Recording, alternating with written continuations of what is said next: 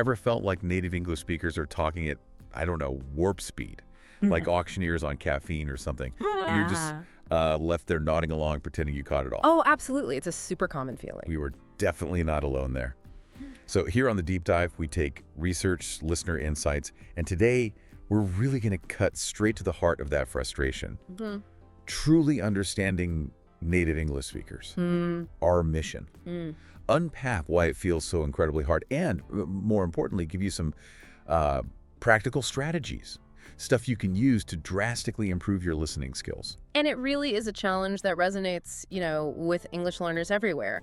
Our sources for this deep dive, especially bits from Unlock Your English Listening Potential, they really lay out a clear, actionable path forward. Okay. So this discussion, it's really designed to give you the tools, the actual tools, to transform what might sound like just noise right now. Yeah, just noise. Into something that genuinely starts to feel like music to your ears. I totally get that.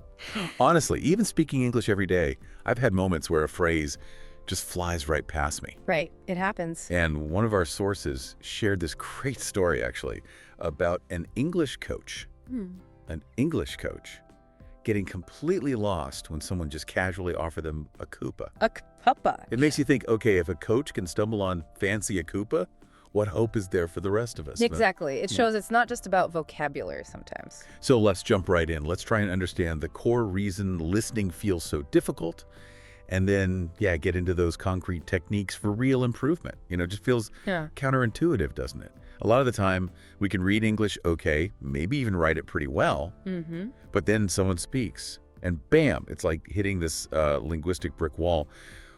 Why do you think listening, specifically, trips so many learners up? Is there something fundamentally different happening in our brains?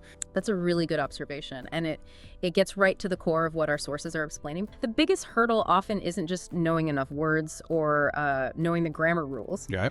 It's truly about how native speakers actually put those words together. In real-time conversation. There's this phenomenon called connected speech. Connected speech. Okay, so if they're not saying each word clearly, like separately, what's actually happening? Can you give us an example? How does this connected speech thing change what we actually hear? Absolutely. So think about a really common phrase like, what do you want to eat? Okay, yeah, 4 words. Right. But when a native speaker says it quickly, naturally, it almost always morphs into something like, what are you going to eat? What do you want to eat? Yeah, what do you want to eat? So if your brain is sitting there expecting 4 distinct sounds, what do you want? Right. But what it actually gets is this one fluid sound, what do you want? That disconnect is, well, it's incredibly tough to bridge on the fly. And our sources, they give this brilliant analogy for that. It's like you're expecting that really clear turn-by-turn GPS voice. Precise. But instead, you get, and I love this, your drunk uncle telling a story at a wedding. All slurred and words running together. Yeah. That really paints a picture, doesn't it? The gap between textbook English and how people actually talk. It really does. It highlights just how much our ears need to, adapt. So, okay, if connected speech is this massive hurdle, how do we even start training our ears for it? And importantly, what common habits might actually be stopping us from making progress? Ooh, good question. Well, our sources really dive into one maybe surprising culprit: subtitles. Subtitles, the trusty crutch, right. But you're saying they can actually hold us back. I mean, I've definitely relied on them. So what's the plan? Just switch them off, go cold turkey, and hope for the best. Well, the advice isn't really to go cold turkey straight away. That'd probably be too jarring for most people. Our sources describe subtitles perfectly as training wheels. They're super helpful when you're starting out, right? But if you never take them off, you're never actually going to learn to balance on your own 2 feet, linguistically speaking. That makes perfect sense, like actual training wheels. Yeah. So, okay, how do we do it then? How do we gradually take them off without just feeling completely lost and giving up? What's the practical step-by-step? Right. So start by watching stuff with the English subtitles on. Get comfortable. Then gradually start challenging yourself. Try turning them off for just short bits, maybe only 5 minutes at first. Just 5 minutes. Yeah, just 5 minutes. See how you go. Then slowly increase that time. It's all about building your confidence bit by bit, Yeah. Giving your brain these little wins as it starts to adjust. And I guess this next point is really crucial for actually sticking with that, right? Staying motivated. Yeah. What kind of stuff should we be watching or listening to for this kind of focused practice? Oh, absolutely crucial. You have to choose content that you genuinely find interesting. You have to. The sources are super clear. If you hate sports, don't force yourself to watch a 2-hour cricket documentary without subtitles. Huh. Yeah. Good luck with that. Exactly. You'll fall asleep in 5 minutes. If you're not engaged, if you don't care about what's being said, your brain just won't actively participate. It won't learn. You need to want to understand. Okay, so find something you actually enjoy first. Then, once you've got that, here's a technique our sources talk about that sounds almost like a secret weapon for speeding up that adaptation process. They call it chunk training. Okay. What exactly does that mean? Chunk training. Yeah, it's basically actively listening to small segments, small chunks of audio, usually around, say, 10 to 15 seconds long. So 10, 15 seconds. Yep. And you repeat those short chunks, really focus, listen again and again until you feel like you understand every single word within that little piece. It's about really digging deep into the material. There's definitely not just passive listening then, like having the TV on in the background. We're talking active, focused engagement here. How does that focused repetition actually help? Precisely. This isn't about just passively watching Netflix and hoping it sinks in. Right. It really is about hitting pause, hitting replay, maybe even trying to mimic how the words are spoken within that chunk.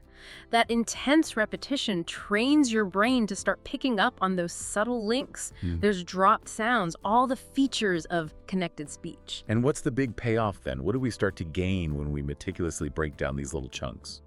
The benefits are pretty substantial, actually. This technique really helps your brain adapt to the natural speed, the real rhythm, the pronunciation of native speakers. And here's where it gets really exciting, I think. Okay. It lets you start hearing the music of English, you know? Its natural rhythm, where the stress falls in a sentence, the intonation patterns that carry so much meaning beyond just the words themselves. It can be truly transformative for comprehension. And building right on that idea of active engagement, another incredibly powerful technique our sources highlight is something called the shadowing technique. Shadowing. Okay. Yeah.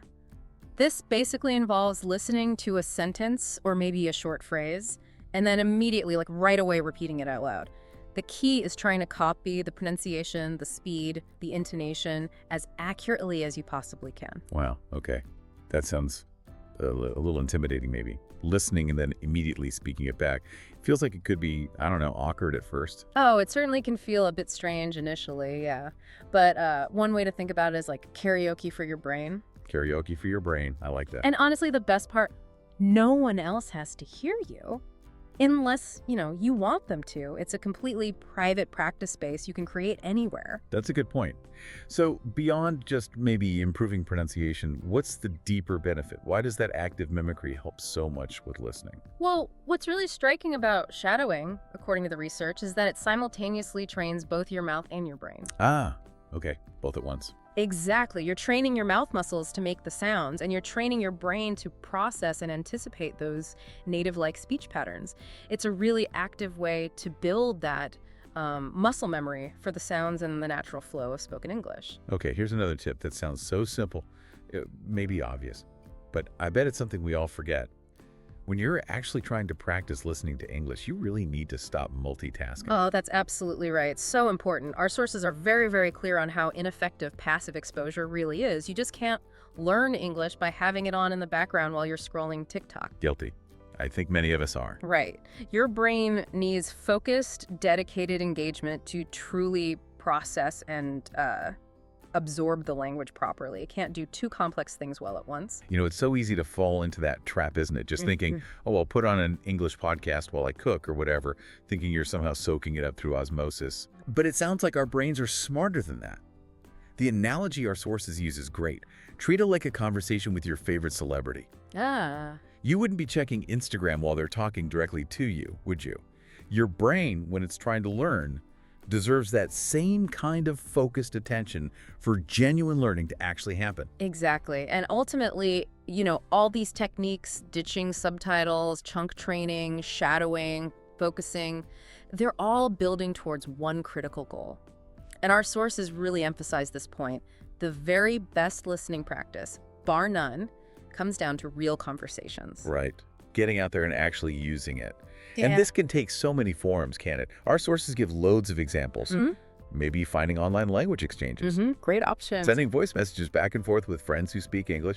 Or, yes, even just talking to your cat in English. And hey, while your cat probably won't answer back. Probably not. The source humorously points out, it won't judge your grammar. That's true. Which is actually a really nice, relatable detail. It reminds us that the goal is just consistent practice, lowering that anxiety around making mistakes, unless apparently you have a grammar snob cat. We should all be so lucky. Okay, so let's do a really quick recap then. The 6 key strategies we've dived into today. First, be aware of and start tuning into connected speech. Second, gradually, strategically reduce how much you rely on those subtitles. Take the training wheels off. Third, try chunk training, really digging into short audio segments until you get them. Fourth, give the shadowing technique a go, that karaoke for your brain. Fifth, remember this simple but powerful act of active, focused listening, no multitasking.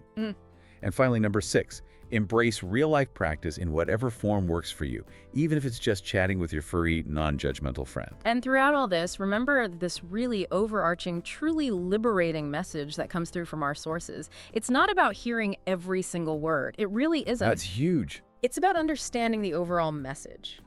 And with consistent, focused practice using some of these techniques, English really will start to transform from just background noise into something that genuinely sounds like music. You start to feel the rhythm. That is such a freeing thought, isn't it? That perfection, catching every single syllable, isn't the goal. Understanding is. So, thinking about all that, what really stood out to you listening today? Which one of these practical techniques feels like something you could try first? Maybe even today.